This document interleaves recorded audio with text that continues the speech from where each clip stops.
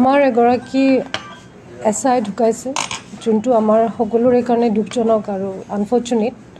কিন্তু গোটেই মেটাৰটো এইটো ৰিলেটেড যিমান মেটাৰ আছে সেই গোটেইখিনি মাননীয় DGP মহোদয়ে CIDক হেণ্ডঅভাৰ কৰিছে।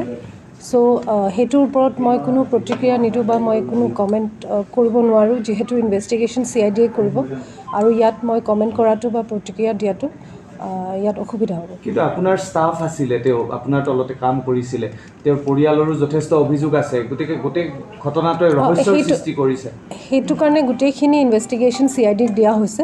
যিহেতু CIDয়ে এইটো ইনভেষ্টিগেশ্যন কৰিব, তাত মই একো ক'ব লগা মোৰ ফালৰ পৰা এতিয়া মই একো ক'ব নোৱাৰোঁ। ইনভেষ্টিগেশ্যন CIDয়ে কৰিব। আৰু এটা প্ৰশ্ন বাৰে বাৰে হৈ আছে যে যি তেওঁ অভিযান চলাইছিল লখিমপুৰত গৈ 3খন গাড়ী লৈ CCTV ভিজুৱেলো আমি প্ৰচাৰ কৰি আছোঁ, সেইটো আপোনাৰ নিৰ্দেশত SP অফিচৰ নিৰ্দেশত হৈছিল নে তেওঁ নিজাববীয়াকৈ গৈছিল?